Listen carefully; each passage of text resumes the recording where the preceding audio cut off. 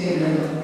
ನಮ್ಮ ಈ ಪತ್ರಕರ್ತ ಅಂತ ನಾನು ಯಾವತ್ತೂ ಅಂದ್ಕೊಂಡೇ ಇಲ್ಲ. ಯಾಕಂದ್ರೆ ನಾನು ಬೇರೆ ಗೊಂದಲಗಳಿಗೆ ಅದು ರಾಜಕೀಯವಿರಬಹುದು, ಎಷ್ಟೋ ಗೊಂದಲಗಳಿಗೆ ನಾನು ಒಂಥರ ನನ್ನ ಪರ್ಸನಲ್ ಸ್ನೇಹಿತರಂತ ನಾನು ಮಾತಾಡ್ಕೊಂಡೆ.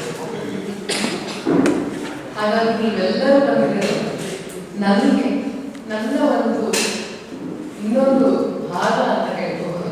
ಹಾಗಾಗಿ ನಮ್ಮೆಲ್ಲರಿಗೂ ನಾನು ನನ್ನ ಹೃದಯದಿಂದ ನಿಮ್ಮೆಲ್ಲರಿಗೂ ನಾನು ಸ್ವಾಗತ ಅನ್ಕೋತೇನೆ. ಇವತ್ತಿನ ಈ ಸಂಜೆ DC ನಾಗೇಶ್ ಅವರ ಹೆಸರಲ್ಲಿ ನಾನು ಅರ್ಪಿಸಬೇಕು ಅಂತ ನನಗೆ ಅನಿಸ್ತಾ ಇದೆ. ಅವರಿಗೂ ಸಹ ಈ ವೇದಿಕೆಯಲ್ಲಿ ಶ್ರದ್ಧಾಂಜಲಿಯನ್ನು ಹೇಳ್ತೀನಿ. DC ನಾಗೇಶ್ ಅವ್ರ ಬಗ್ಗೆ ಹೇಳ್ಬೇಕಂತ ಹೇಳಿದ್ರೆ, ನನ್ನ ಮೊದಲನೇ ಫೋಟೋ ತೆಗೆದಿದ್ದು DC ನಾಗೇಶ್ ಸರ್ ಅವರು. ನಮ್ಮ ತಂದೆ ತುಂಬಾ ಚೆನ್ನಾಗಿ ಗೊತ್ತು. ಅಂದ್ರೆ ಒಂದು ಸಿನಿಮಾ ಮಾಡ್ಬೇಕಾದ್ರು ಒಂದು ಸಿನಿಮಾಗೆ ನನಗೆ ಇನ್ನೂ ಅವಕಾಶನೇ ಬಂದಿರಲಿಲ್ಲ. ಹರಿಣಕ್ಕ ಏನ್ ಮಾಡಿದ್ರು, ಹರಿಣಕ್ಕ ಬದಲಿಸಲು DC ನಾಗೇಶ್ ಅವರಿಗೆ ಹೇಳಿದ್ರು, ಬನ್ನಿ ಈ ಹುಡುಗಿ ಇದ್ದಾರೆ, ಹುಡುಗ ಸಿನಿಮಾ ಮಾಡಿದಾಗ ಫೋಟೋ ತೆಗೀರಿ ಅಂತ ಹೇಳಿದ್ರು. ಅವತ್ತು ನಾವು ಆರಂಭದಲ್ಲಿ ಹರಿಣಕ್ಕ ಮನೆ ಅಲ್ಲೇ ಇದ್ರು, ಬಾಡಿಗೆ ಮನೆಯಲ್ಲಿ. ಅದೇ ಮನೆಯಲ್ಲೇ ಅವತ್ತು ನಾನು ಮುಗಿಸ್ಕೊಂಡು DC ನಾಗೇಶ್ ಸರ್ ಬೆಳಿಗ್ಗೆನೇ ಬಂದು 6 ಗಂಟೆಗೆ ಅಲ್ಲಿ ಫೋಟೋ ಶೂಟ್ ಮಾಡಿದ್ರು.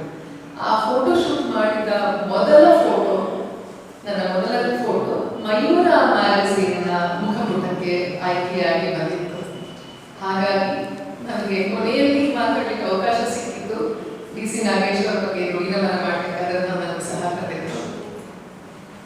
ಅದಕ್ಕೆಲ್ಲ ಆಭಾರಿಯಾಗಿದ್ದೇನೆ. ಆದರೆ ಪತ್ರಕರ್ತರು ಅಂದ್ರೆ ನಮಗೆ it is not a journalism ಅಥವಾ ಜರ್ನಲಿಸ್ಟ್ ಎಷ್ಟು ಬೇಕೋ ಅಷ್ಟೇ ವಿಷಯ ತಕ್ಕಾಗಿ ಅಂತ ಇಲ್ಲ.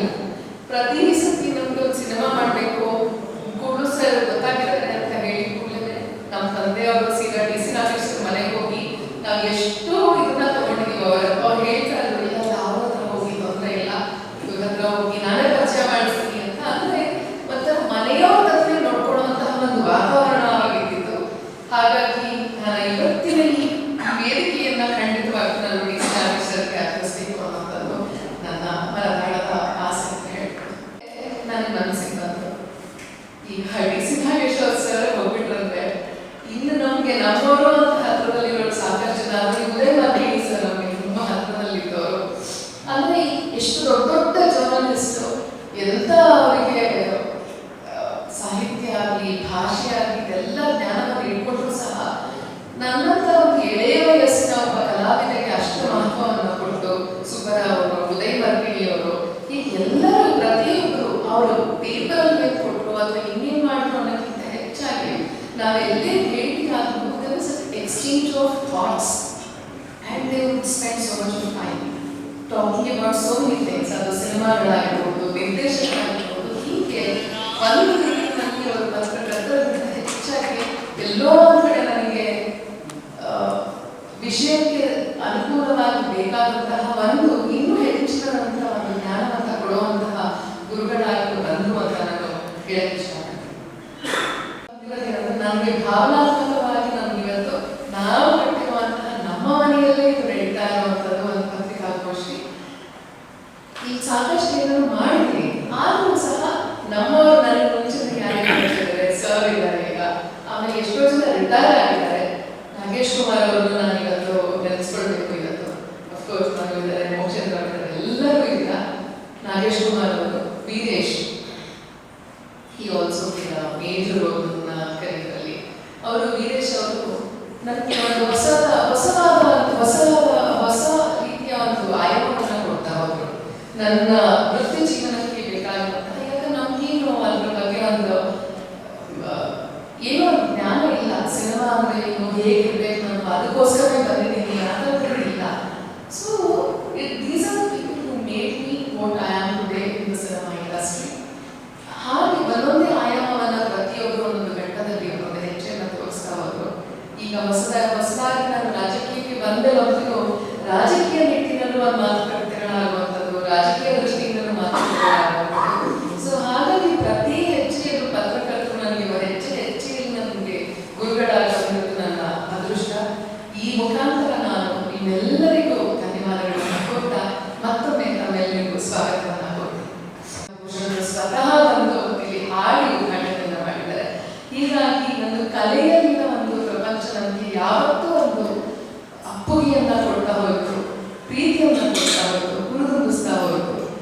ಒಂದು ಸಣ್ಣದಾದ ನಮ್ಮ ಪರಿಚಯವನ್ನು ಕಿರಿದಾದ ಒಂದು ನೋಟವನ್ನು ನಾನು ನಿಮಗೆಲ್ಲರೂ ಪ್ರಸ್ತುತಪಡಿಸಬೇಕು ಅಂದ್ಕೊಂಡಿದ್ದೀನಿ. We have a small visual presentation for you. Please do have a look. ಪ್ರೋತ್ಸಾಹ ಬೇಕು, ಸಹಕಾರಗಳು ಬೇಕು, ನಿಮ್ಮೆಲ್ಲ ಪ್ರೀತಿ ಬೇಕು. ಹಾಗಾಗಿ ಇವತ್ತಿನ ಈ ಪತ್ರಿಕಾಗೋಷ್ಠಿ ನಾನು ಈಗ ವೇದಿಕೆ ಮೇಲೆ ನಿಮ್ಮೆಲ್ಲರಿಗೂ ಪರಿಚಯ ಮಾಡಿಸ್ತಾ ವಿಕ್ರಮ್ ನಾಥ್ವಾರ್,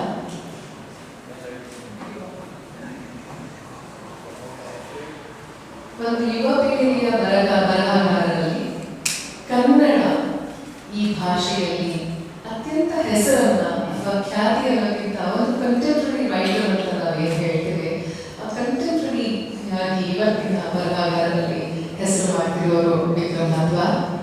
ಬರಹಗಾರನಲ್ಲದೆ ನನಗೆ ಒಬ್ಬ ಸ್ನೇಹಿತರಾಗಿ ನಾನು ಯಾವುದೇ ಒಂದು ಪ್ರಯತ್ನ ಮಾಡ್ತಾ ಇದ್ರು, ಸುಮ್ಮನೆ ಏನಿಲ್ಲ ಬನ್ನಿ ಏನೋ ಒಂದು ಬಗೆಟ್ ಶುರು ಮಾಡೋಣ ಅಂದ್ರು, ಪಾಪ ಏನೇ ಕೆಲಸ ಇದ್ರು ಬಂದು ನನ್ನ ಜೊತೆ ಕೊಡ್ತಾರೆ. ಅವರಿಗೆ ನಾನು ನಿಮ್ಮ ಮೂಲಕ ಧನ್ಯವಾದಗಳನ್ನ ಹೇಳ್ತಾ ಈ ವೇದಿಕೆಯಲ್ಲಿ ಮಾಡ್ಕೊಳ್ಳೋಕೆ ಇಷ್ಟಪಡ್ತೀನಿ.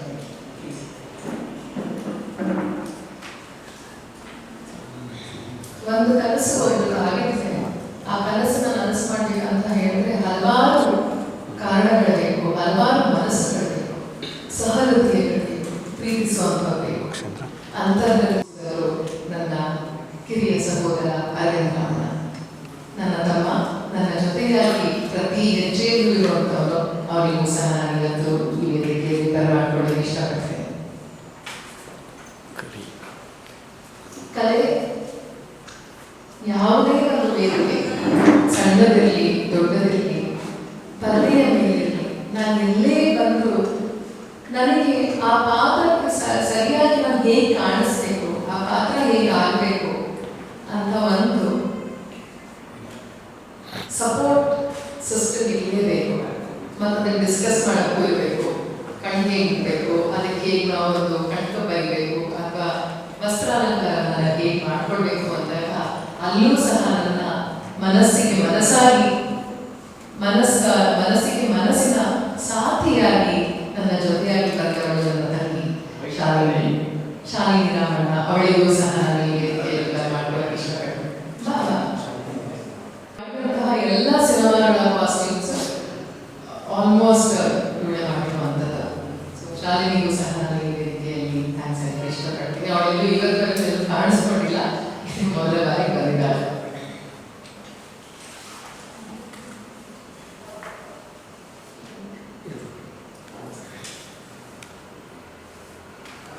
ಇದೆಲ್ಲ ನಮ್ಮ ನಿರ್ಮಾಣ ಸಂಸ್ಥೆಗೆ ಸಂಬಂಧಪಟ್ಟಿರುವಂಥದ್ದು.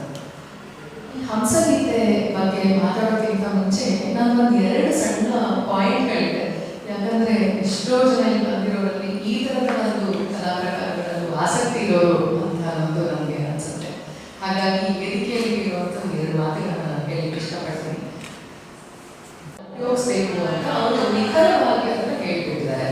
ಅದು ಯಾವ್ಯಾವ ಉಪಯೋಗಿಸ್ಬೇಕಪ್ಪ ಅಂತ ಹೇಳಿದ್ರೆ, ವಿದ್ಯಾಸಂಸ್ಥೆಗಳಿಗಾಗಲಿ ಅಥವಾ ಅಂಗವಿಕಲರಿಗಾಗಲಿ ಈ ರೀತಿಯಾಗಿ ಮಾತ್ರ ಅದನ್ನು ಉಪಯೋಗಿಸ್ಕೊಳ್ಬೇಕು. ಪರ್ಟಿಕ್ಯುಲರ್ ಆಗಿ ಶೋಷಿತ ವರ್ಗಕ್ಕೆ ಮಾತ್ರ ಹೋಗಬೇಕು, ಯಾವ ಶೋಷಿತ ವರ್ಗ ಆಗಬೇಕು ಅಂತ ಈ ನಿಟ್ಟಿನಲ್ಲಿ ಅದನ್ನ ಕ್ರಮಬದ್ಧವಾಗಿ ಅದನ್ನು ನಿಖರವಾಗಿ ತಿಳಿಪಡಿಸಿರೋದ್ರಿಂದ ಪ್ರತಿಯೊಬ್ಬ ಖಾಸಗಿ ಸಂಸ್ಥೆ ನಾವೆಲ್ಲೋ ಹೋಗಿ ಈ ರೀತಿಯ ಕಲಾ ಪ್ರಕಾರಗಳ ಕಾರ್ಯಕ್ರಮಗಳನ್ನು ಮಾಡಬೇಕು, ತಮ್ಮಿಂದ ಒಂದು ಹೊಸದಾಗಿ ಆಗಿ ಅಂತ ಹೇಳಿದ್ರೆ ಯಾರು ಅದು ಮುಂದೆ ಬರಲ್ಲ.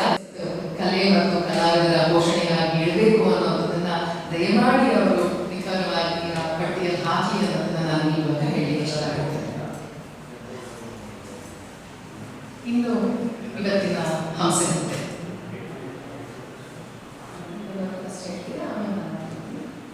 ಹೆಸರಾಂತ ಒಂದು ಕಾದಂಬರಿ ಹಂಸಗೀತೆ. ಅವರ ಬರವಣಿಗೆಯ ಒಂದು ವಿಶೇಷತೆ ಏನಪ್ಪಾ ಅಂತ ಹೇಳಿದ್ರೆ, ಎಷ್ಟೇ ಕಮ್ಮಿ ಪುಟಗಳಿದ್ರು ಸಹ ಆ ಪುಸ್ತಕವನ್ನು ಓದಿದ್ರೆ ಅದನ್ನ ಎಷ್ಟು ವರ್ಷ ಮರೆಯೋಕ್ಕೆ ಆಗಲ್ಲ. ಅಷ್ಟು ಒಂದು ಗಾಢವಾಗಿ ಅದನ್ನ ಅಚ್ಚಿಳಿಯೋರು ಬರವಣಿಗೆ ಇದೆ. ಸಾಕಷ್ಟು ಪುಸ್ತಕಗಳನ್ನು ನಾನು ಓದಿದೆ, ತಾರಾಸವರ ಪುಸ್ತಕಗಳನ್ನ, ದುರ್ಗಾಸ್ತಮಾನ, ಶ್ರೀ ಚಂದ್ರೇಶ್ವರಿ, ಹೀಗೆಲ್ಲ ಓದ್ತಾ ಬಂದಾಗ ಹಂಸಗೀತೆಗಳು ಅನ್ನುವಂಥದ್ದು. ಹಂಸಗೀತೆ ಓದಿ ಒಂದು 6-7 ವರ್ಷದ ಹಿಂದೆ ಅದು ಒಂದೊಂದು ಪೇಜು ಸಹ ಒಂದೊಂದು ಪುಟದಲ್ಲಿರೋ ಪ್ರತಿಯೊಂದು ವಾಕ್ಯ ಪದಗಳು ಎಲ್ಲೇ ಇದ್ರು ಅದೊಂಥರ ಮನಸ್ಸಿಗೆ ನಾಡ್ತಾ we kind of fall in love with ಆ ಹಂಸಗೀತೆಯಲ್ಲಿ ಬರುವಂತಹ ಪಾತ್ರಗಳಿರ್ಬೋದು, ಆ ಜಾಗ ಚಿತ್ರದುರ್ಗ ನಮ್ಗೆ ಇನ್ನೂ ಅತ್ಯಂತ ಇಷ್ಟ ಆಗ್ಲಿಕ್ಕೆ ಶುರು ಆಗುತ್ತೆ. ಯಾವ ರೀತಿ ನಾವು ಇತಿಹಾಸವನ್ನೆಲ್ಲ ಕಳ್ಕೊಂಡ್ಬಿಟ್ಟಿದ್ದೀವಲ್ಲ ಇವತ್ತಿಗೆ ಅಂತ ಅನ್ಸಕ್ಕೆ ಶುರು ಆಗಿರುತ್ತೆ. ಹಾಗೆ ನಮ್ಮನ್ನ ಹಿಂದಕ್ಕೆ ತಕೊಂಡು ಹೋಗ್ತಾ ಇರ್ತಾರೆ ಅರಸರು. ಇಂತಹ ಬರಹಗಾರರು ನಮ್ಮ ಕನ್ನಡ ನೆಲದಲ್ಲಿ ನೋಡೋದು ಇವತ್ತಿನ ಯಂಗ್ ಜನರೇಷನ್ಗೆ ಗೊತ್ತಾಗಬೇಕು ಅಂತ. ಅದರ ಜೊತೆಯಲ್ಲಿ ನಾನು ತುಂಬ ಸಣ್ಣವಳಿರ್ಬೇಕಾದ್ರೆ ಒಂದು 13-14 ವರ್ಷದಿಂದ ನನ್ನ ಅಸೋಸಿಯೇಷನ್ ಇದ್ದಿದ್ದು ನಾಟ್ಯ ಇನ್ಸ್ಟಿಟ್ಯೂಟ್ ಆಫ್ ಕಥಕ್. ಅದು ಶ್ರೀಮತಿ ಮಾಯಾರಾವರ ಒಂದು ಕಲಾಶಾಲೆ. ಅಲ್ಲಿ ನಾನು ಯಾವಾಗಲೂ ಹೋಗ್ತಿದ್ದೆ. ಮಾಯಾದೇವಿಗೆ ಒಳ್ಳೊಳ್ಳೆ ಸ್ನೇಹಿತರು. ನಾನು ಅಲ್ಲಿ ನೋಡಿರೋದು ಅವರ ಸ್ನೇಹದಲ್ಲಿ ಡಾಕ್ಟರ್ ಗಿರೀಶ್ ಕಾರ್ನಾಡ್ ಅವರು, ಹಾಗೆ ಜಿ ವಿ ಅಯ್ಯರವರು ಆಗಾಗ ಬರ್ತಾ ಇದ್ರು. ಜಿ ವಿ ಅಯ್ಯರವರು ಬರೋದು, ಅಲ್ಲಿ ಡಾನ್ಸ್ ಎಲ್ಲ ನಾವು ಪ್ರಾಕ್ಟೀಸ್ ಮಾಡೋದೆಲ್ಲ ನೋಡೋದು ಹೋಗೋದು ಅದೆಲ್ಲ ಮಾಡ್ತಾ ಇದ್ರು. ಏನೇನೋ ಮಾತುಕತೆಗಳಾಗ್ತಿದ್ವು. ಯಾಕಂದ್ರೆ ನಮ್ಗೆ ಅಷ್ಟೊಂದು ಮಕ್ಕಳಿಗೆ ಗೊತ್ತಾಗ್ತಿರ್ಲಿಲ್ಲ, ಹಿಂದಿ ಬರಲ್ಲ ಅಂತ ಹೇಳ್ತೆ. ಅಲ್ಲಿಂದ ಆ ಕಾರಣಕ್ಕಾಗಿ ನಾನು ಡ್ರಾಪ್ ಆಗಿದ್ದೆ. ಆಮೇಲೆ ಕಿಶೋರಿ ಬಲ್ಲಾಳ್ ಅವರು ನನಗೆ ಹೇಳಿದ್ರು, ನಾನು ಇದೇ ಮಾಡ್ಬೇಕಾಗಿತ್ತು ಕಡೆ, ತುಂಬಾ ಚೆನ್ನಾಗಿತ್ತು ಅಂತೆಲ್ಲ ಹೇಳಿದ್ರು. ಹಾಗಾಗಿ ನನಗೆ ಅದೊಂದು ಅವಕಾಶ ಆಗಿರೋ ಹತ್ರ ಕೆಲಸ ಮಾಡೋ ಒಂದು ಅವಕಾಶ ನನಗೆ ಸಿಗಲಿಲ್ಲ. ಆದರೆ ಪ್ರತಿ ಸತಿ ಅವ್ರ ಸಿನಿಮಾ ನೋಡೋಕ್ಕಿಂತ ನಾನು ಕೇಳಿಸ್ಕೊಳ್ಳೋದು ತುಂಬ ಜಾಸ್ತಿ. ಅವ್ರ ಸಿನಿಮಾದಲ್ಲಿ ಒಂದು ಸೌಂಡ್ ಧ್ವನಿಗೆ ತುಂಬ ಪ್ರಾಶಸ್ತ್ಯ ಕೊಡ್ತಾರೆ ಅವರು. ಪಿಕ್ಚರೈಸೇಷನ್ ಅಲ್ಲಿ ಶಾರ್ಟ್ ಕಾಂಪೋಸಿಷನ್ ತುಂಬ ಸಿಂಪಲ್ ಅನ್ಸ್ಬೋದು, ಅರ್ಥಪೂರ್ಣ ಇದ್ರೂ ಸಹ, ಬಟ್ ಅದರಲ್ಲಿ ಅವರ ಜೀವ ತುಂಬೋದು ಎಲ್ಲದೂ ಮ್ಯೂಸಿಕ್ ಅಥವಾ ಧ್ವನಿಯಿಂದಲೇ ಅವರು ಹೆಚ್ಚಾಗಿಟ್ಟಿದೆ. ಜೀವ ತುಂಬ ನಾನು ಮ್ಯೂಸಿಕ್ ಕೇಳಿಸ್ಕೊಳ್ಳೋಕೆ ಹೆಚ್ಚು ಇದೆಲ್ಲ ಅಂದ್ಕೊಂಡಾಗ ಆಮೇಲೆ ಬಾಲ್ಗೊಳ್ಳಿ ಕೃಷ್ಣ ಅವರ ಇದು ಆಯಿತು, ಸಂಪರ್ಕ ಆಯಿತು, ಅವ್ರನ್ನೂ ಎಲ್ಲ ಮಾತಾಡ್ಸಿ how amazing this people are, ಎಷ್ಟು ನಮಗೆ ಪ್ರೇರಣೆ ಅಂತಾರೆ, ಎಷ್ಟೆಲ್ಲ ಅವರಲ್ಲಿದೆ ಅಂತ ಅನ್ಸಕ್ಕೆ ಶುರು ಆಯಿತು. ಏನಾದರೂ ಮಾಡಬೇಕು ಅಂದ್ಕೊಂಡಾಗ ನಂಗೆ ಬಂದಿದ್ದು ಹಂಸಗೀತೆಯ ವೇದಿಕೆಗೆ ತರಬೇಕು ಅಂತ. ನಾರ್ಮಲಿ ಏನಾಗುತ್ತೆ, ಭರತನಾಟ್ಯ ಕಲಾವಿದರಲ್ಲಿ ತುಂಬ ಜನ ಓದನ್ನಾಗಲಿ ಸಾಹಿತ್ಯವನ್ನು ಜೊತೆಗೂಡಿಸ್ಕೊಂಡಿರಲ್ಲ. ಅದು ತುಂಬ ಕಷ್ಟ ಆಗುತ್ತೆ. ಅಂದರೆ ಅದೇ ಒಂದು ದೊಡ್ಡ ಪ್ರಪಂಚ, ಅದರಲ್ಲೇ ಹೊರಟು ಹೋಗ್ಬಿಟ್ಟಿರ್ತಾರೆ ಅವರು. ಸೊ ಹಾಗಾಗಿ ಇದನ್ನು ಯಾರಿಗೆ ಹೇಳ್ಬೋದು ಅಂತ ತುಂಬ ದಿನದಾದ ಮೇಲೆ ನನಗೆ ಒಂದು ಹೊಸ ತಂಡ ನಿರ್ಮಾಣ ಆಯಿತು. ಅಲ್ಲಿ ನಾನು ಕೈ ಜೋಡಿಸಿದ್ದು ಮೊದಲನೆಯದಾಗಿ ವಿಕ್ರಮ್ ಅವರು. ಅದಕ್ಕೆ ಮೊಟ್ಟ ಮೊದಲ ಪ್ರಯತ್ನ, ಇವರ ಮೊದಲ ಪ್ರಯತ್ನವನ್ನು ಮಾಡಿದರೆ ಸಂಭಾಷಣೆಯನ್ನು ಬರ್ತಿದ್ದಾರೆ. ಹಾಗೆ ನಾನು ಬಾಂಬೆಯಿಂದ ವಾಪಸ್ ಬಂದಮೇಲೆ ನೀನು ಯಾವಾಗ ಬೇಕಾದ್ರೂ ಪ್ರಾಕ್ಟೀಸ್ ಮಾಡು ಅಂತ ಹೇಳಿದವರು ಗುರುಶ್ರೀ ಸತ್ಯನಾರಾಯಣ ರಾಜು. ಯಾವತ್ತಿಗೂ ನನ್ನ ಜೊತೆಯಲ್ಲಿ ಬರೀ ಸ್ನೇಹಿತರಲ್ಲದೆ ಗುರುವಿನ ಒಂದು ಸ್ಥಾನವನ್ನು ಅದರ ಜವಾಬ್ದಾರಿಯನ್ನು ನಿರ್ವಹಿಸಿದ್ದಾರೆ.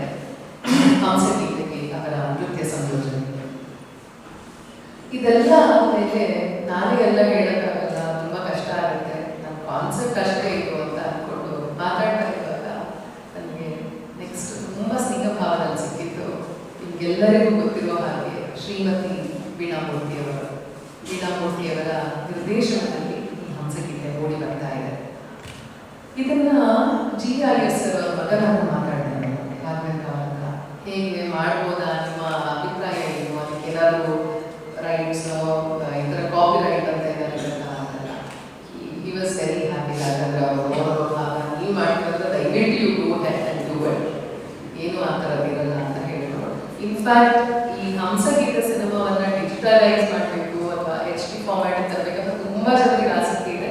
ಅವರು ಒರಿಜಿನಲ್ ನೆಗೆಟಿವೇ ಇನ್ನೊಂದು ಕೈಗೆ ಸಿಕ್ಕಿಲ್ಲ ರಾಘವೇಂದ್ರ ಅವರಿಗೆ. ಇದನ್ನ ಆಮೇಲೆ ಅವ್ರಿಗೆ ವ್ಯಕ್ತಪಡಿಸ್ಬೇಕು, ತುಂಬ ಜನ ಆಸಕ್ತಿ ತೋರಿಸಿದ್ದಾರೆ ಅಂತ ಹೇಳಿ. ಈಗ ಅವನ್ನೆಲ್ಲ ಮಾತಾಡಿದ್ಮೇಲೆ ಸಂಗೀತೆಯ ಒಂದು ಆತ್ಮ ಏನಿದೆ, ಅದರ ಒಂದು ಥೀಮ್ ಏನಿದೆ, ಅದನ್ನು ನಾವು ಆದಷ್ಟು ತುಂಬ ಎಫೆಕ್ಟಿವ್ ಆಗಿ ನೃತ್ಯದ ಮೂಲಕ, ಸಂಗೀತದ ಮೂಲಕ, ದೃಶ್ಯದ ಮೂಲಕ, ಸಂಭಾಷಣೆಯ ಮೂಲಕ, ಧ್ವನಿಯ ಮೂಲಕ ಎಲ್ಲದರ ಮೂಲಕ ಏನೋ ಒಂದು ಕಟ್ಟೋಣ ಅಂತ ಹೇಳಿ ಒಂದು ಪ್ರಯೋಗದ ರೀತಿಯಲ್ಲಿ ಇದನ್ನು ನಾವು ಚರ್ಚೆ ಮಾಡಿ ಚರ್ಚೆ ಮಾಡಿ ಇದೊಂದು ಸ್ವಲ್ಪ ಬಂದಿದೆ. ಸೊ ಇದು ಈ ಪ್ರಾಜೆಕ್ಟ್ಗೆ ಸಂಬಂಧಪಟ್ಟ ಹಾಗೆ ಬರವಣಿಗೆಯ ಕೆಲಸ ಅಲ್ಲ. ಎಂಜಿನಿಯರಿಂಗ್ ಮಾಡಿದವರು ಎಂಜಿನಿಯರ್ ಆಗ್ತಾ ಅವರ ಬರವಣಿಗೆನ ಶುರು ಮಾಡಿದವರು. ಸಿನಿಮಾ ಸಂಭಾಷಣೆ ಅವರ ಮೊದಲ ಪ್ರಯತ್ನ ಮಾಡಿದ್ದು ಇದರ ಮೂಲಕ. ಥಿಯೇಟರ್ಗೆ ಸಂಭಾಷಣೆ ಮೊದಲ ಪ್ರಯತ್ನ ಇವಾಗ ಹೊಸಗೀತೆ ಮೂಲಕನೇ ಆಗ್ತಾ ಇದೆ. ಖಂಡಿತವಾಗ್ಲೂ ಇನ್ನೂ ಹೆಚ್ಚಾಗಿ ಮುಂದುವರಿಸ್ತೀನಿ ಇದೆಯಾ ಇವಾಗೇ ಸಾಹಿತ್ಯ ಕ್ಷೇತ್ರದಲ್ಲಿ ನಾನು ತೊಡ್ಕೊಂಡಿದ್ದೀನಿ. ಕಥೆ, ಕವನ, ಪ್ರಬಂಧ ಕೆಲಸದಲ್ಲಿ ಕಾವ್ಯ ಮೊದಲ ಪ್ರೀತಿ, ಜೊತೆಗೆ ಕಲೆ, ಸಿನಿಮಾ, ಸಂಗೀತ ಇವೆಲ್ಲ ಆಸಕ್ತಿ. ಭಾವನಾ ಬಾಂಬೆಲಿ ಒಟ್ಟಿಗೆ ಇರ್ತೀವಿ. ನಾನು VFX ಆರ್ಟಿಸ್ಟ್ ಆಗಿ ವರ್ಕ್ ಮಾಡ್ತಾ ಇದ್ದೆ. ಅಲ್ಲಿದ್ದಾಗ ನಮ್ಮ ಕೆಲಸ ಶುರುವಾಯಿತು, ಪ್ರೊಡಕ್ಷನ್ ಮಾಡಬೇಕು ಅಂತ. ಪ್ರೊಡಕ್ಷನ್ ಹೌಸಲ್ಲಿ ನಮ್ಮ ಕಾನ್ಸೆಪ್ಟ್ ಅಂತಂದರೆ ಮೂವಿ ಆ್ಯಂಡ್ ಟೆಲಿವಿಷನ್ ಅಂತ ಕಾನ್ಸೆಪ್ಟಲ್ಲಿ ಇಟ್ಕೊಂಡು ನಾವು ಪ್ರೊಡಕ್ಷನ್ ಹೌಸ್ ಶುರು ಮಾಡಬೇಕಂದ್ರೆ ಅದು ಬಿಟ್ಟು ನಾವು ಸೀರಿಯಲ್ ಶೂಟ್ ಮಾಡಿದ್ವಿ. ಅದರ ಹೆಸರು ಆಭರಣ. ಅದು ತೆರೆ ಮೂಡಲಿಲ್ಲ, ಹಲವಾರು ಕಾರಣಗಳಿಂದ, ಬಟ್ ತುಂಬ ಚೆನ್ನಾಗಿ ಮೂಡಿ ಬಂದಿದೆ. ಅದಾದಮೇಲೆ ನಾವು ಇಬ್ಬರು ತುಂಬ ನಿರಾಶಕರಾಗಿ ಮನೆಗೆ ಕೂತ್ಕೊಂಡಿದ್ವಿ. ಅಷ್ಟೊತ್ತಿಗೆ ನಾವು ಒಂದು ಕ್ಲೋಸ್ ಫ್ರೆಂಡ್ಸ್ ಸಂದೀಪ್ ಮಹಾವೀರ್ ಅಂತ ಹೇಳಿದ್ರು, ಇಸ್ ಕಥೆ ಡಾನ್ಸರ್. ಅವರು ಬಂದ್ಬಿಟ್ಟು ಶಿಷ್ಯ ಹಾಗೂ ಅವ್ರ ಮಗ ಅಂತಾನೆ, ದತ್ತು ಮಗ ಅಂತಾನೆ ಕರೀತಾರೆ. ಅವರು ಸಿಕ್ಬಿಟ್ಟು ಹೇಳಿ ನಾವು ಸ್ಟೇಜ್ ಶೋ ಮಾಡೋಣ ಅಂತ ಹೇಳಿದ್ರು. ನಮಗೆ ಅದರ ಎಕ್ಸ್ಪೀರಿಯನ್ಸ್ ಇರಲಿಲ್ಲ, ಯಾವುದೇ ಥರದ ಚಿಕ್ಕ ಪುಟ್ಟ ಸ್ಟೇಜ್ ಶೋಸ್. ಯಾಕಂದರೆ ಇವಳು ಡಾನ್ಸ್ ನಾನು ಯಾವಾಗಲೂ ಬ್ಯಾಕ್ ಸ್ಟೇಜ್ ಚಿಕ್ಕವನಿಂದ ಡೇ ಒನ್ ಬೆಲ್ ಚಳಿ ಬ್ಯಾಕ್ ಸ್ಟೇಜ್ ಆಗಿರೋದ್ರಿಂದ ಆಯಿತು ಅನ್ನೋ ಪ್ರಯತ್ನ ಅಂತ ಬಿಟ್ಟು ಶುರು ಮಾಡಿದ್ದು. ನಮ್ಮ ಮೊದಲನೇ ಕಾರ್ಯಕ್ರಮ ನೂರು ಅಂತ ಹೇಳ್ಬಿಟ್ಟು ಶುರು ಮಾಡಿದ್ವಿ. ಅದರಿಂದ ನಮಗೆ ಮೋಟಿವೇಶನ್ ಸ್ಟಾರ್ಟ್ ಆಗುತ್ತೆ. ಯಾಕೆನೋ ಈ ಒಂದು ವೇದಿಕೆ ಪ್ರೊಡಕ್ಷನ್ ಹೌಸ್ ಅಂತ ಅನ್ಸುತ್ತೆ. ಅಲ್ಲಿಂದ ಶುರುವಾಗಿದ್ದು ನಾವು ಹೆಚ್ಚಾಗಿ ಡೆಲ್ಲಿಯಲ್ಲಿ ಕಾರ್ಯಕ್ರಮ ಮಾಡೋದು ಶುರು ಮಾಡಿದ್ವಿ. ಅಲ್ಲಿ ನಮಗೆ ಅತಿ ಹೆಚ್ಚು ರೆಸ್ಪಾನ್ಸ್ ಹೆಚ್ಚು, ಆಡಿಯನ್ಸ್ ರೆಸ್ಪಾನ್ಸ್. ಇತ್ತೀಚೆಗೆ ಇಲ್ಲೇ ಡೆಲ್ಲಿಯಲ್ಲಿ ಇವೆಂಟ್ ಮಾಡಿದ್ದು ನಾವು ನಮ್ಮದು ಯಾವ ಕಾರ್ಯಕ್ರಮ ಹೆಸರು ಲೋಗೋ ಹಾಕಿ ಜನ ಕೊಟ್ಟಿದ್ವಿ ಇದರಲ್ಲಿ ಪಾಪ್ಯುಲರ್. ಸೊ ಈ ಥರ ಆರ್ಟಿಸ್ಟ್ಗಳು ಸೇರಿ ನಮಗೊಂದು ಇನ್ಸ್ಪಿರೇಷನ್ ಹುರುಪು ಎಲ್ಲ ತಂದು ನಾವೀಗ ಸಾಕಷ್ಟು ಕಾರ್ಯಕ್ರಮ ಮಾಡಿದ್ದೀವಿ. ಒಂದು ಚಿತ್ರಣ ನಿರ್ಮಿಸಿದ್ವಿ, ನಿರಂತರ ನನ್ನ ಮನಸ್ಸಿಗೆ ತುಂಬ ಹತ್ತಿರವಾದ ಸಿನಿಮಾ. ಯಾಕಂದರೆ ನಾವು ಮನೇಲಿ ಏನು ಅಂದ್ಕೊಂಡ್ವಿ, movie should be watch by everyone, not just for selected audience ಅಂತ ಕಾನ್ಸೆಪ್ಟ್. ಅದೇ ಅರ್ಥದಲ್ಲಿ ಮೂವಿ ಶೂಟ್ ಮಾಡಿದ್ದು. ಆರ್ಥಿಕವಾಗಿ ಮೇ ನಾಟ್ ಡೂ ವೆಲ್, ಆದರೆ ನಮ್ಮ ಮನಸ್ಸಿಗೆ ತುಂಬ ನೆನಪಿಸಿರುತ್ತೆ ಸಿನಿಮಾ. ಅದಾಗ್ತಾ ತುಂಬ ಕಾರ್ಯಕ್ರಮ ಮಾಡ್ತಾ ಇವತ್ತು ಒಂದು ಸುಮಾರು 7 ವರ್ಷದಿಂದ ಕನಸಿತ್ತು. ಬುಕ್ಗಳು ಓದೋದು ಸ್ವಲ್ಪ ಚಟಗಳು ಜಾಸ್ತಿ ಇರೋದ್ರಿಂದ ಚಟಗಳ ಬಗ್ಗೆ ಸ್ವಲ್ಪ ಕಷ್ಟಪಡೋದು ಶುರು ಆಗುತ್ತೆ. ಆದ ಕಷ್ಟದಲ್ಲಿ ಶುರುವಾಗಿದ್ದು ಈ ಇದು ಹಂಸಗೀತೆ ಚಿತ್ರ ನೋಡಿ ಇನ್ಸ್ಪೈರ್ ಆಯಿತು. ಡಾನ್ಸ್ ಮಾಡಬೇಕು ಅಂತ. ಬಟ್ ನಾನು ತುಂಬ may be artistic but same time business man. ನಾನು ತುಂಬ ಅಪೋಸ್ ಆಗಿದೆ ಸ್ಟಾರ್ಟಿಂಗ್ ಇನಿಷಿಯಲಿ. ಯಾಕಂದರೆ ಸೆಲ್ಲಿಬಲ್ ಪ್ರಾಡಕ್ಟ್ ಇಟ್ಸ್ ನಾಟ್ ಸೆಲ್ಲಬಲ್ ಪ್ರಾಡಕ್ಟ್. ಯಾಕಂದರೆ ಆರ್ಟ್ ಅಂತ ಹೋಗ್ತೇನೆ ತುಂಬ ಕಷ್ಟ. ನೀವು ಅದನ್ನು ಜನ ತಲುಪಿಸೋದು ತುಂಬ ಕಷ್ಟ ಆಗುತ್ತೆ. ಎಲ್ಲ ಕೊನೆಯದು ಎಲ್ಲ ಸೇರಿ ಮನಸ್ಸಿಂದ ಒಪ್ಪಿಕೊಂಡು ಈ ಕಾರ್ಯಕ್ರಮ ಶುರು ಮಾಡ್ತಿದ್ದಾರೆ. ಮಾಡಬೇಕು ಅಂತಿದ್ದಾರೆ. ವಿಕ್ರಮ್ ಅವರು ಸೇರ್ಕೊಂಡು ನಮಗೆ ಸಂಭಾಷಣೆ ವೀಣಾ ಮೂರ್ತಿ ಮ್ಯಾಮ್ ಅವರು ಡೈರೆಕ್ಷನ್ ಸ್ಟಾರ್ಟ್ ಮಾಡಿದ್ರು. ಮೋರ್ ಸತ್ಯನಾರಾಯಣ ರಾಜು ಅವರಿರ್ಬೋದು, ಲೈಟ್ ಟೆಕ್ನಿಷಿಯನ್ ಮಂಜು ಅಡಿಕೇರಿ, ಆಮೇಲೆ ನಾನು ಇವೆಂಟ್ ಬ್ಯಾಕ್ ಆಗಿ ಪ್ರತಿ ಕಾರ್ಯಕ್ರಮ ನಾನು ಇವೆಂಟ್ ಬ್ಯಾಕ್ ಆಗಿ ದಿನೇಶ್ ಅಣ್ಣ ಇರ್ತಾರೆ. ಶಾಲಿನಿ ಸಿಸ್ಟರ್ ಅವರು. ಬಟ್ ನಾವು 3 ಜನ ಯಾವಾಗಲೂ ನಾವು ಚಿಕ್ಕವರ್ಬೇಕು ಒಂದು ಮಾತುಕಾಗಿತ್ತು. ನಾನು ಅವಳ ಮಧ್ಯೆ ಕೊಡ್ತಾ ಇದ್ದೆ. ಸೊ ನಾವು 3 ಜನ ಯಾರು ಹಿಂದೆ ಕೊಡ್ತಾ ಇರಲಿಲ್ಲ. ನಾವು 3 ಜನ ಒಟ್ಟಿಗೆ ಕೂತ್ಕೊಂಡು ಮಾತಾಡ್ಕೊಂಡು ಆ ಥರ ಬೆಳೆದವರು. ಇವಾಗ ಹೋಮ್ ಟೌನ್ ಪ್ರೊಡಕ್ಷನ್ ಶುರು ಆದಮೇಲೆ ಇಟ್ಸ್ ಅ ಸೇಮ್ ಥಿಂಗ್. ಇದರ ನೀ she and she is interesting and she monitors ಇರ್ತಿದ್ರು. ನಮಗೆ ಎಲ್ಲಿ ತಪ್ಪು ಹೋಗ್ತಿದ್ದೀನಿ, she is the right person to guide. ಹೆಚ್ಚಾಗಿ ತುಂಬ ಲಾಜಿಕ್, ನಾವು ಕೆಲವು ಸ್ಟ್ಯಾಟಿಸ್ಟಿಕ್ ಹೋಗ್ತಾ ಲಾಜಿಕ್ ಬದಲಾಯಿಸು ಆ ಟೈಮಲ್ಲಿ ಶಾಲೆ ಹೆಲ್ಪರ್ಸ್. ಸೊ ಇಷ್ಟು ನಮ್ಮ ಈ ಕಾರ್ಯಕ್ರಮ ಹಂಸಗೀತೆ ಬಗ್ಗೆ. ಹಂಸಗೀತೆ ಇದು ನೃತ್ಯ ರೂಪಕ ಹೌದು, ನೃತ್ಯ ಕಾವ್ಯ. ಇದರಲ್ಲಿ ಹೇಳಬೇಡ ಅನ್ಸುತ್ತೆ, ಶಾಲೆಗೆ it's a very experimental thing to reach out to the audience. ಸ್ವಲ್ಪ ಬೇರೆದನ್ನ ಅನ್ಸುತ್ತೆ, ಬಟ್ ಪ್ರಯತ್ನ ಪಡ್ತಾ ಇದ್ದೀವಿ. ಅದನ್ನ ಬೇರೆ ಥರದಲ್ಲಿ ಆಡಿಯನ್ಸ್ಗೆ ಇಷ್ಟಪಡೋ ಥರ ಮತ್ತೆ ಮತ್ತೆ ಅದನ್ನ ವೇದಿಕೆ ಮೇಲೆ ಮತ್ತೆ ಪಡಿಸೋ ಥರ ಇದನ್ನು ಪ್ರಯತ್ನ ಪಡ್ತಾ ಇದ್ದೀವಿ. ಅಫ್ಕೋರ್ಸ್ ಏನು ಕಾಸ್ಟ್ಯೂಮ್ ಮಾಡಿದ್ರು ಚೆನ್ನಾಗಿ ಮಾಡ್ತಾರೆ. ಸೊ ನನಗೆ ಸ್ವಲ್ಪ ಚಾನ್ಸ್ ಇದೆ, try something different and new, because she carries everything that I give her in a amazing way. So ತುಂಬ ಒಳ್ಳೆ ನಟಿ ಹಾಗೂ ಡಾನ್ಸರ್. ಸೊ ವೇದಿಕೆ ಮೇಲೆ ತುಂಬ ಚೆನ್ನಾಗಿ ಬರುತ್ತೆ ಅಂತ ಹೇಳಿ ನನಗೆ have all the hopes on it. ನಿಮ್ದೆಲ್ಲ ಸಪೋರ್ಟ್ ಬೇಕು. We need more audience. ಈ ಸಲ ಸಕ್ಸಸ್ಫುಲ್ ಆಗಬೇಕು. ಈ ಪ್ರಯತ್ನ ಮತ್ತೆ ಮತ್ತೆ ಸ್ಟೇಜ್ ಮೇಲೆ ಬರೋದಕ್ಕೆ ನಿಮ್ಮದು ಸಹಕಾರ ತುಂಬ ಅವಶ್ಯಕತೆ ಇದೆ. ಕ್ಲಾಸಿಕಲ್ ಡಾನ್ಸ್ ಅಂತ ನನಗಿದೆ. ಪಾಪ ಅಭಿರುಚಿಗಳು ತುಂಬಾ ಜನ ಇದ್ದಾರೆ ನೋಡಕ್ ಬರೋರು. ಆದ್ರೆ ಏನಾದ್ರೂ ಒಂದು ಸ್ವಲ್ಪ ನಮಗೆ ಖರ್ಚು ಎಲ್ಲದಕ್ಕೂ ಬಂದೇ ಬರುತ್ತೆ ಅನ್ನುವಾಗ ಖರ್ಚಿಗೆ ಒಂಚೂರು ನಮಗೆ ಸಪೋರ್ಟ್ ಆಗಿ ತುಂಬಾ ಯಾರು ಇರಲ್ಲ. ಅದು ಇತ್ತೀಚೆಗೆ ಲಾಕ್ಡೌನ್ ಅಂತೂ ಆದ್ಮೇಲೆ ಇನ್ಕ್ಲೂಡಿಂಗ್ ಬ್ಯಾಂಕ್ ಸಹ ಅವರು ಸಪೋರ್ಟ್ ಮಾಡೋದು ನಿಲ್ಲಿಸ್ಬಿಟ್ಟಿದ್ದಾರೆ. ಮುಂಚೆ ಎಲ್ಲ bank, Canara bank, SBI bank, ಪ್ರತಿಯೊಂದು ಬ್ಯಾಂಕ್ ಅವರು ಸಹ ಇದಕ್ಕೆ ಸಪೋರ್ಟ್ ಮಾಡ್ತಾರೆ ಈ ಥರದ ಒಂದು ಕಲಾ ಪ್ರಕಾರಗಳಿಗೆ. ಈಗ ನಮಗೆ ಹಂಸಗೀತೆಗೆ ಹಣದ ವ್ಯವಸ್ಥೆ, ನಮಗೆ ಪೂರ್ತಿಯಾಗಿ ಪ್ರೊಡಕ್ಷನ್ ವ್ಯವಸ್ಥೆಯನ್ನು ನಾವು ಮಾಡ್ತಾರೆ. ಇನ್ನೊಂದು ಏನಾಯ್ತಂದ್ರೆ, ನಾನು ಟಿಕೆಟ್ ಮಾಡೋದು ಸ್ವಲ್ಪ ಗ್ರೋತ್ ಮುಂಚೆ ಇರೋದು. ಕಲೆಗೆ ನಾವು ಅಭಿರುಚಿ ಮತ್ತೆ ಆಸಕ್ತಿ, ಅದಕ್ಕೆ ಒಂದು ಪ್ರೇಕ್ಷಕ ವರ್ಗವನ್ನು ನಿರ್ಮಾಣ ಮಾಡಬೇಕು ಅನ್ನೋಂಥದ್ದು ನನ್ನ ಅಭಿಪ್ರಾಯ. Of course then it takes a lot of money to presentation ಅಂತ ಬರಬೇಕಾದ್ರೆ. ಆಮೇಲೆ ಇವತ್ತು ಇವೊಂದು ವೈರಲ್ ಆಗಿದೆ ನೋಡಿದ್ರೆ ವಾಟ್ಸಪ್ ಅಲ್ಲಿ, ಒಬ್ರು ಯಂಗ್ಸ್ಟರ್, ಒಬ್ರು ಸುಮಾರು 28-30 ವರ್ಷದವ್ರು ಇರ್ಬೋದೇನೋ, ನಾನು ನೋಡಿದ್ದು. ಅವರು ಸೂರ್ಯನ ಈ ಹಲವಾರು ಹೆಸರುಗಳು ಹೇಗಿರ್ಬೋದು ಅಂತ ಸಂಸ್ಕೃತದಲ್ಲಿ ಸೂರ್ಯ ಸಹಸ್ರನಾಮ ಮಾಡಿನ ಅದನ್ನು ರ್ಯಾಪ್ ಸ್ಟೈಲ್ ಅಲ್ಲಿ ಮಾಡಿ ಬಿಟ್ಟಿದ್ದಾರೆ. ಈಗ ಯಾಕೆ ಎಲ್ಲರೂ ಈ ಪ್ರಯತ್ನವನ್ನ ಮಾಡ್ತಿದ್ದಾರೆ ಅಂತ ಹೇಳಿದ್ರೆ, ಪ್ರತಿಯೊಬ್ಬರು ಅಲ್ಲಿ ಏನೋ ಒಂದು ಭಯ, ಎಲ್ಲೋ ನಮ್ಮ ಸಂಸ್ಕೃತಿ ಕಳೆದು ಹೋಗ್ತಾ ಇದೆ, ಎಲ್ಲೋ ನಮ್ಮ ಸಂಸ್ಕೃತಿನ ಉಳಿಸ್ಕೊಳ್ಳೋಕೆ ನಮ್ಮ ಇನ್ನು ಯುವ ಜನತೆ ಯಾರು ಆಸಕ್ತಿ ತೋರಿಸ್ತಾ ಇಲ್ಲ. ಈ ತರದ ಭಯ ನಮ್ಗೆ ಯಾವುದೋ ಟಿಕೆಟ್ ಶೋ ಮಾಡೋದು ಬೇಡ, ನಮ್ಗೆ ಜಾಸ್ತಿ ಪ್ರೇಕ್ಷಕ ವರ್ಗ ಹೋಗಬೇಕು. ಆಮೇಲೆ ಶಾಸ್ತ್ರೀಯ ಸಂಗೀತ, ನೃತ್ಯ ಅಂತಿದಂಗೆನೆ ಸಮಾಜದಲ್ಲಿನ ಒಂದು ಸ್ಟೇಟಸ್ ಅವರು ಅದಕ್ಕೆ ಅಭಿರುಚಿಯನ್ನು ತೋರಿಸ್ತಾರೆ. ಆಮೇಲೆ ನಾರ್ಮಲಿ ಎಲ್ಲ ವರ್ಗದವರು ಅದರಲ್ಲಿ ಅಭಿರುಚಿ ಇಟ್ಕೊಳ್ಳೋದು, ಆಸಕ್ತಿ ಇಟ್ಕೊಳ್ಳೋದು, ಪ್ರೇಕ್ಷಕ ವಲಯದಲ್ಲಿ ಬರೋದು ತುಂಬಾ ಅಪರೂಪ. ಹಾಗಾಗಿ ನನಗೆ ಏನಂದ್ರೆ ಕಲೆ ಹೆಚ್ಚಾಗಿ ಪಸರಿಸ್ತಾ ಹೋಗ್ಬೇಕು, ಆ ಥರ ಒಂದು ಕೆಲಸ ಮಾಡ್ಕೊಂಡು ಇವತ್ತಿನ ದಿನದಲ್ಲಿ ಪ್ರಕಾಶ್ ರೈ ಅವರು ಒಬ್ರು ಅಂತ ಹೇಳಕ್ಕೆ ನನಗೆ ಇಷ್ಟ ಆಗುತ್ತೆ.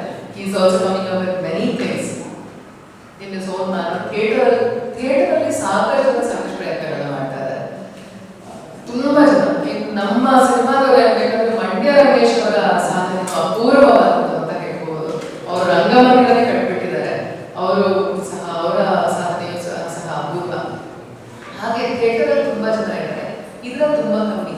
ಬಟ್ ಏನೇ ನಮಗೆ ನಾವು ನಮ್ಮ ಸಂಸ್ಥೆಯಿಂದ ಒಂದು ಪ್ರೊಡಕ್ಷನ್ ಮಾಡ್ತೀವಿ ಅಂತ ನಿರ್ಮಾಣ ಮಾಡ್ತೀವಿ ಅನ್ನುವಾಗ ನಮಗೆ ಯಾವಾಗಲೂ ಒಂದು ವೆಂಟಿಲೇಟರ್ ಆಗಿ ನಮಗೆ ಬರುವಂಥವರು ಶ್ರೀ ಸುಧಾಕರ್ ಕಾಂಡೆ ಅಂತ. ಅವರು ಒಬ್ಬರು ಇನ್ವೆಸ್ಟ್ಮೆಂಟ್ ಬ್ಯಾಂಕರ್, ಕನ್ನಡದವರು ಅಲ್ಲದೆ ಇದ್ರೂ ಸಹ ಹೈದರಾಬಾದ್ನವರಾದರೂ ಸಹ ನನಗೆ ಸಾಕಷ್ಟು ವರ್ಷಗಳಿಂದ ನನ್ನ ಕುಟುಂಬ ವರ್ಗದ ಪರಿಚಯ ಇರೋದ್ರಿಂದ not only me is supporting many people. ಆದರೆ ನಮಗೆ ನಮ್ಮ ಸಂಸ್ಥೆಯ ಪ್ರಮುಖ ಅಸ್ತ್ರವು ಸಹ ಆಗಿದೆ. ನಮ್ಮ ಸಂಸ್ಥೆಯಲ್ಲಿ Manoj partner also and every time ಈ ಮ್ಯಾನೇಜರ್ಸ್ ಫಂಡ್ ಫಾರ್ ಅಸ್. ಹಾಗಾಗಿ I am extremely thankful to him personally. It was a must that I should take his name and thank him on this dais. Thank you so much. ಇಷ್ಟೆಲ್ಲ ಏನೋ ನಿರ್ವಹಿಸ್ಬಿಟ್ವಿ. ಈಗ ದೊಡ್ಡ ಜವಾಬ್ದಾರಿ ಏನಪ್ಪ ಅಂತ ಹೇಳಿದ್ರೆ, ನಮ್ಮ ರಾಜ್ಯದ ಮುಖ್ಯಮಂತ್ರಿಗಳು ಸಹ ಬರ್ತೀನಿ ಅಂತ ಒಪ್ಕೊಂಡಿದ್ದಾರೆ. ಅವತ್ತು CM ಸರ್ ಅವರು ಸಹ ಒಪ್ಕೊಂಡಿದ್ದಾರೆ. ಹಾಗೆ DK ಸರ್ ಅವರು ನಮ್ಮ ಕಾಂಗ್ರೆಸ್ ಪಕ್ಷದ ಅಧ್ಯಕ್ಷರು, ಅವರಿಗೂ ಸಹ ಹೇಳಿದ್ದೀನಿ, ಅವರು ಬಂದಿದ್ದಾರೆ. HC ಮಹಾದೇವಪ್ಪ ಅವರಿದ್ದಾರೆ.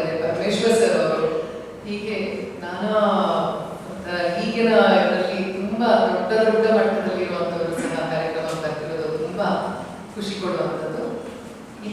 ಇದಕ್ಕಿಂತ ಮುಂಚೆ ನಾನು ಈ ಕಾರ್ಯಕ್ರಮ ಎಲ್ಲ ಮಾಡ್ಬೇಕಾದ್ರೆ ನಾನು ಎಲ್ಲರಿಗೂ ಹೇಳ್ತಾ ಇದ್ದೆ, ನಮ್ಮ ಸಿನಿಮಾದವ್ರಿಗೆಲ್ಲ ಬನ್ನಿ ನಾನು ಈ ಥರದೆಲ್ಲ ಕಾರ್ಯಕ್ರಮ ಮಾಡ್ತಾ ಇರ್ತೀನಿ ಅಂತ. ಅವಾಗ ದರ್ಶನ್ ಅವ್ರು ಹೇಳಿದ್ರು, ದರ್ಶನ್ ಅವಾಗ ಗೊತ್ತಲ್ಲ ಅವ್ರ ಮಾತು, ಅದೆಲ್ಲ ನಮ್ಗೆ ಆಗಲ್ಲ, ಈ ಸ್ವಲ್ಪ ಕೂತ್ಕೊಳ್ಳೋದು ಅವೆಲ್ಲ ಆಗಲ್ಲ, ಈಗ ಏನಾದ್ರು ಹೇಳು, ಏನಾದ್ರು ಡಬ್ಬ ಮುಚ್ಚಿ ಏನಾದ್ರು ಇದ್ರೆ ಹೇಳು, ಅದಕ್ಕೆಲ್ಲ ಬರ್ತೀನಿ, ಅದಕ್ಕೆ ಫಸ್ಟ್ ಹೇಳ್ತೀನಿ ಅಂತ ಹೇಳು. ನಾನು ಈ ಸತಿ ಹೇಳಿದೆ, ನಾನು ಮಾಡೋದು ಅದೇ ಥರ ಕಾರ್ಯಕ್ರಮ, ಬರ್ತೀರಾ ಈ ಸತಿ ಅಂತೆ, ಈಗ ಸುಮ್ಮನೆ ಒಂದು ಮೆಸೇಜ್ ಹಾಕೋ ಖಂಡಿತ ಅಲ್ಲಿರ್ತೀವಿ ಅಂತ ದರ್ಶನ್ ಅವರು ಹೇಳ್ಬಿಟ್ಟಿದ್ದಾರೆ. ಅದಕ್ಕಿಂತ ಇನ್ನು ಖುಷಿ ಮತ್ತೆ ಯಾವುದು ಇಲ್ಲ ಅಂತ ಇನ್ನು ಹೇಳ್ಬೇಕಂತ ಹೇಳಿದ್ರೆ ಅದಕ್ಕೆ ಈ ಖುಷಿ ಸೆಲೆಬ್ರೇಷನ್ ಜಾಸ್ತಿ ಆಗಿದೆ ಪ್ರಾಕ್ಟೀಸ್ಗಿಂತ ಅಂತ ಹೇಳ್ಬೋದು. So we have a greater responsibility.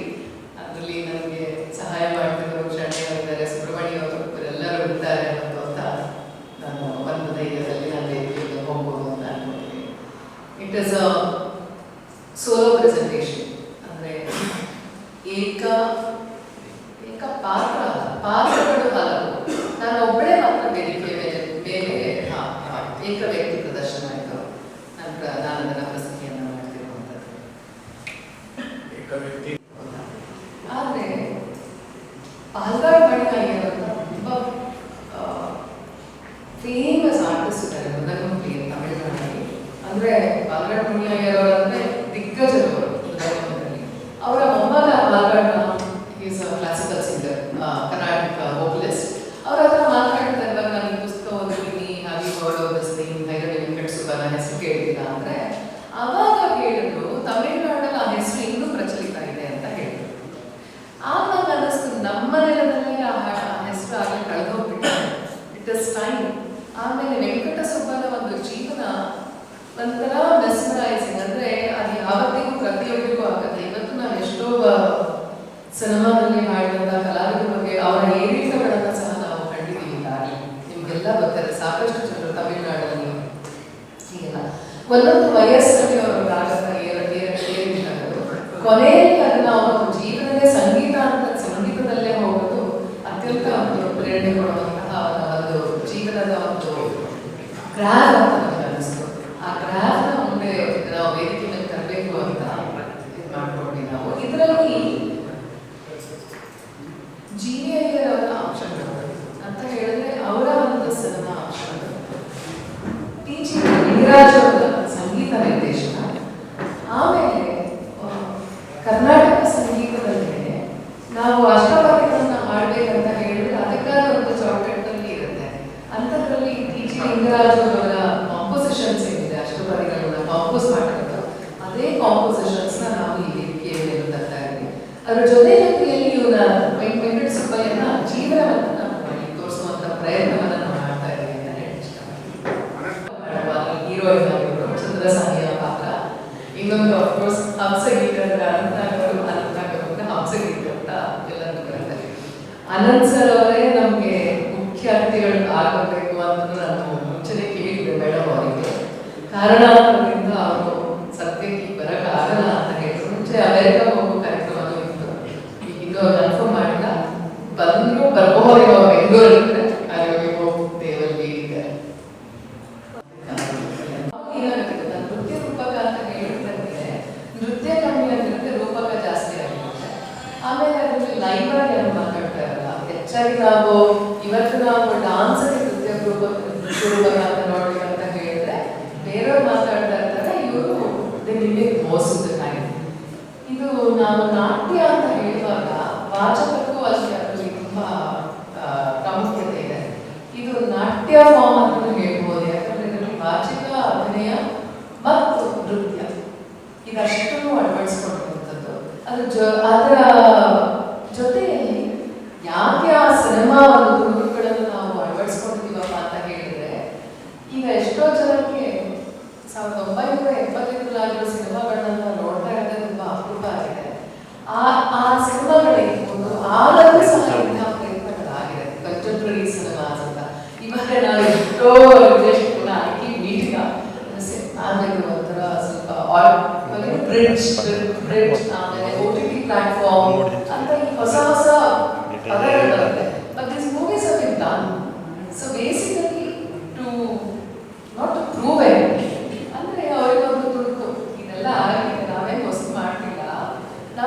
ಹಿಂದೆ ಹೋಗಿ ಒಂದ್ಸತಿ ನೋಡೋದು ನಮ್ಗೆ ಅವಶ್ಯಕತೆ ಇದೆ ಅಂತ ಅನ್ಕೊಂಡ್ಲಿ ಅಂತ ಒಂದು. ಆಮೇಲೆ ಎಷ್ಟೋ ಜನ ನಮ್ಗೆ ಗೊತ್ತಿಲ್ಲ, ಡಾನ್ಸ್ ನೋಡಕ್ ಬರೋರು ಈ ಪುಸ್ತಕನ ಓದ್ಬೋದು, ತಾರಾಸವನ್ನು ಅದಕ್ಕೆ ಜ್ಞಾಪಕ ಮಾಡ್ಕೊಳ್ಬಹುದು ನಾವು. ಅದರ ಜೊತೆಯಲ್ಲಿ ಇದರಲ್ಲಿ ಬಾಲಮುರಳಿ ಕೃಷ್ಣ ಅವರು ಮಾಡಿದ್ದಾರೆ, ಎಂ.ಎಲ್. ವಸಂತ ಕುಮಾರಿ ಅವರು ಮಾಡಿದ್ದಾರೆ. ಇವರೆಲ್ಲರೂ ಇದ್ರೆ ಅಲ್ಲೇ ಒಂದ್ ಸ್ವಲ್ಪ ಅವ್ರ ಹೆಸರು ಕೇಳಿದ್ರು ನನಗೆ ಅನ್ಸುತ್ತೆ ಈ ವಿಕ್ರಮ್ ಮಾತಾಡ್ತಾರೆ, ಯಾರು ಮಾಡ್ತಾರೆ ಇದಲ್ಲ, ಯಾರು ಕೇಳಿಸ್ಕೊಂತಾರೆ ಇದಲ್ಲ ಅಂತ ಅವ್ರು ಹೇಳಿದ್ರು. And what is that you goal get out of it ಅಂತ ನಾನು ಅದಕ್ಕೆ ಹೇಳಿದೆ. ಅಕಸ್ಮಾತ್ ಯಾರೋ ಒಬ್ರು ಬಂದವರಲ್ಲಿ ನಾವು ಪುಸ್ತಕ ಓದ್ತೀವಿ ಅಂತ ಹೇಳಿದ್ರೆ ಅದೇ ಒಂದು ಸಾರ್ಥಕ ಅನ್ಸುತ್ತೆ ಅಂತ ಹೇಳಿದೆ. ಅಥವಾ ಇನ್ಯಾರೋ ಒಬ್ರು ನಾವು ಹೋಗಿ ಬಾಲಮುರಳಿ ಕೃಷ್ಣ ಅವರ ಸಂಗೀತ ಕೇಳ್ತೀವಿ ಅಂತ ಹೇಳಿದ್ರೆ ಅದೇ ಒಂದು ಖುಷಿ ಅಂತ ಅನ್ಕೊಳ್ತೀವಿ. ಬೇಸಿಕಲಿ ನಾವು ಏನೇ ಪ್ರಯತ್ನ ಮಾಡಿದ್ರು ಅದರಿಂದ ನಾವು ಯಾರೋ ಒಬ್ರು ಸ್ಟಾರ್ ಆಗ್ಬಿಡ್ತಾರೆ, ಒಂದು ಕಲಾವಿದರಾಗ್ಬಿಡ್ತಾರೆ ಅಂತ ಅಲ್ಲ. ಒಂದು ಆಸಕ್ತಿ, ಅಭಿರುಚಿ ಈ ಕಡೆ ಹೋಗ್ತಾ ಹೋಗ್ಲಿ. ಅದು ಯಾಕೆ ಮಾಡ್ತೀವಿ ಅಂದ್ರೆ ಕನ್ನಡದ ಮೇಲೆ ಅತ್ಯಾದ ಪ್ರೀತಿ, ಆಮೇಲೆ ಇಲ್ಲಿರೋ ಅಷ್ಟು ಸಾಹಿತ್ಯ, ಇಲ್ಲಿರುವಷ್ಟು ಕಲೆ ಮತ್ತು ಕಲಾವಿದರು ನನ್ನ ಮಟ್ಟಿಗೆ ನನ್ನ ಎಕ್ಸ್ಪೋಜರ್ ನಾನು ನೋಡುವ ಅನುಭವದಲ್ಲಿ ಇಷ್ಟು ಜನನ್ನ, ಇಷ್ಟು ಸಾಹಿತಿಗಳನ್ನ ನಾವೆಲ್ಲರೂ ನೋಡಿಲ್ಲ. Of course we talk about West Bengal, ಕಲ್ಕತ್ತಾದಲ್ಲಿ ಬಿಡಿ ಸುಮ್ಮನೆ ಪೋಸ್ಟ್ ಹಾಕಿದ್ರೆ ಆಡಿಯನ್ಸ್ ಬಂದ್ಬಿಡ್ತಾರೆ. ಏನೇ ಮಾಡಿ ಕೌಶಿಕಿ ಚಕ್ರವರ್ತಿ ಅಂತ ಹಾಕ್ಬಿಟ್ರೆ ಸಾಕು, ನಾನೇ ಹೋಗ್ಬಿಟ್ಟು ಆಕ್ಚುಲಿ ನಾನು ಮತ್ತೆ ಋತುಬಂಧು ಅಂತ ಮಾಡೋರಿಗೆ ನಾವಿಬ್ರು ಒಂದು ಡಾನ್ಸ್ ಪ್ರೊಡಕ್ಷನ್ ಮಾಡೋಣ ಅಂತ ನಾವಿಬ್ರು ಮಾತಾಡ್ಕೊಂಡಿದ್ವಿ. I will do the composition ಅಂದ್ರೆ ಕವನ ಸಂಕಲನಗಳನ್ನ, ಕುವೆಂಪು ಅವರ ಕವನ ಸಂಕಲನಗಳು, she will bring Rabindranath Tagore ಅವರ ಕವನಗಳನ್ನು ತಂದು ಟ್ಯಾಗೋರ್ ಸಂಗೀತ, ಅದಕ್ಕೆ ಕುವೆಂಪು ಅವರ ಕವಿತೆಗಳನ್ನು ಅಳವಡಿಸಿ we wanted to present it on the stage. ನಾನು ಮತ್ತೆ ಋತುಬಂಧ ಮಲ್ಟಿಪಲ್ ಸೆಷನ್. ಆಗಿನ ನಮಗೆ ಇನ್ನೂ ಇಷ್ಟೊಂದು ಇರಲಿಲ್ಲ. ಮೇಬಿ ಇವಾಗ ಜಾಸ್ತಿ ಎನರ್ಜಿ ಮತ್ತೆ ಜೋಶ್ ಇರಲಿಲ್ಲ. ಮೇಬಿ ನಾವು ಸೊ ವಿ ಥಾಟ್ ಅದನ್ನ ಕಲ್ಕತ್ತಾದಲ್ಲೂ ಮಾಡೋದು ಮತ್ತೆ ಇಲ್ಲಿ ಕರ್ನಾಟಕದಲ್ಲೂ ಪ್ರಸ್ತುತಿ ಪಡಿಸೋಣ ಅಂತ ಅದೊಂದು ಆಸೆ ಇತ್ತು. ಇವಾಗ ಕೇಳಿ ಫ್ಲಾಶ್ ಆಗ್ತದೆ ಮೇಬಿ ಅದು ಏನಾಗುತ್ತೆ ಗೊತ್ತಾ, ನಾನು ಎಷ್ಟೇ ಒಳ್ಳೆ ನೃತ್ಯ ಕಲಾವಿದ ಅಂತ ನಾನು ಅಂದ್ಕೊಂಡ್ರು ಸಿನಿಮಾ ನಮಗೆ ಬೇರೆ ಬಾಡಿ ಲ್ಯಾಂಗ್ವೇಜ್ ಹೇಳ್ಕೊಡ್ತದೆ. ಪುನಃ ವೇದಿಕೆ ಮೇಲೆ ಹೋಗಿ ನಾನು ಮಾತು ಮಾಡ್ಬೇಕಂದ್ರೆ ಆತ್ಮವಿಶ್ವಾಸ ನನಗೆ ಬರ್ತಾನೆ ಇಲ್ಲ. ಎಷ್ಟೋ ವರ್ಷದಿಂದ ನನಗೆ ಆಗಲ್ಲ. ಆಮೇಲೆ ಅಭಿನಯ ಸ್ಟೇಜ್ ಮೇಲೆ ಮಾಡಿ ನಾನು ಆಕ್ಟಿವೇಟ್ ಮಾಡೋದು ಬೇರೆ, ಸ್ಕ್ರೀನ್ ಮೇಲೆ ಮಾಡೋದು ಬೇರೆ, ಅದು ತುಂಬ ಎಲಿಮೆಂಟ್ಸ್ ಇರುತ್ತೆ. ಸೊ ಅದಕ್ಕೆ ಒಪ್ಪಿಕೊಂಡಿದ್ದೆ, ನನ್ನ ಸಿನಿಮಾಗೆ ಒಪ್ಪಿಕೊಂಡಿದ್ದೆ. ಈಗ ಬರಕ್ಕೆ ನನಗೆ ಯಾವತ್ತೂ ಕಾನ್ಫಿಡೆನ್ಸೇ ಬರ್ತಾ ಇರಲಿಲ್ಲ. ಈಗ ನನಗೆ ಆ ಕಾನ್ಫಿಡೆನ್ಸ್ ಬಂದಿದೆ. ಇದು ಮಾರ್ಗ ಬಂದರೆ ನಾನು ಸಿನಿಮಾದಿಂದ ಕಲ್ತಿರುವಂಥದ್ದು ಏನಿರ್ಬೋದು, ಅದರಲ್ಲಿ ನನ್ನ ವಾಯ್ಸ್ ಮಾಡ್ಯುಲೇಷನ್ಸ್ ಇರ್ಬೋದು, ಅಥವಾ ನಾನು ಹೇಗೆ ಭಾವನೆಯನ್ನ ಸಿನಿಮಾ ತೆರೆಯ ಮೇಲೆ ಕ್ಯಾಮ್ರಾಗಳ ಮುಂದೆ ಹೇಗೆ ವ್ಯಕ್ತಪಡಿಸಿ ಅದೆಲ್ಲದನ್ನು ನಾನು ಅಳವಡಿಸ್ಕೊಳ್ಬಹುದು ಅಂತ ನನಗೆ ಅನಿಸ್ತು.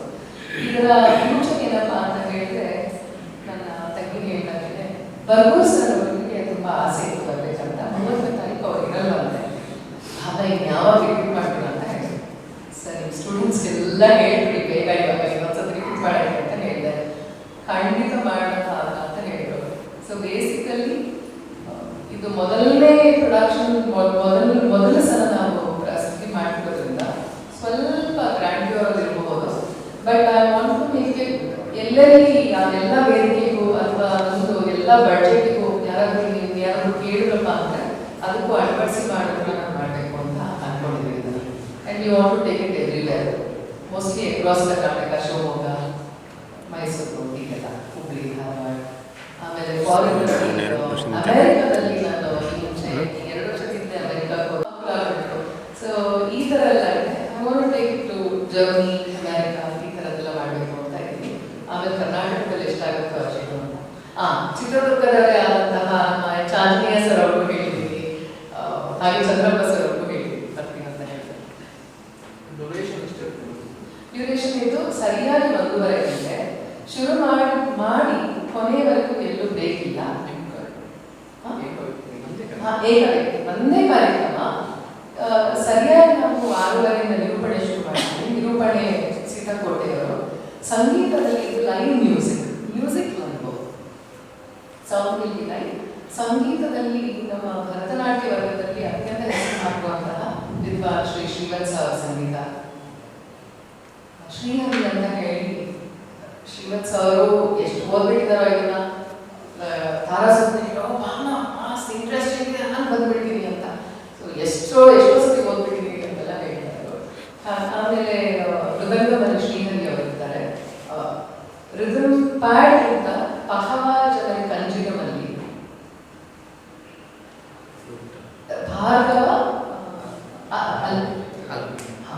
ಭಾರ್ಗವ ಹಾಲಗಿಯವರು ಅವರು ನಾವು ಥಿಯೇಟರ್ದಲ್ಲೂ ತುಂಬ ಅಳವಡಿಸ್ಕೊಂಡಿದ್ದಾರೆ. ಇತ್ತೀಚೆಗೆ ನಾಗಾಭರಣ ಸರ್ ಅವರ ನಿರ್ದೇಶನದಲ್ಲಿ ಒಂದು ಏನದು ಇವರು ನಡೀತಾರೆ, ಬೆಂಗಳೂರು ನಾಗರತ್ನ ಅವರ ಬಗ್ಗೆ ಅವರು ನಡೀತಾರೆ. ಅದರಲ್ಲೂ ಸಹ ಪಾರ್ಟ್ ಆಫ್ ಇಟ್ ಭಾರ್ಗವ ಹಾಲಗಿಯವರು ಇದ್ದಾರೆ. ಅದು ಬಿಟ್ಟರೆ ಲೂಟ್ ಕೊಡಲ್ವಾರದಲ್ಲಿ ರಘುನಾಥನ್ ಇದ್ದಾರೆ. ವೈಲಿನಲ್ಲಿ ವೀಣೆ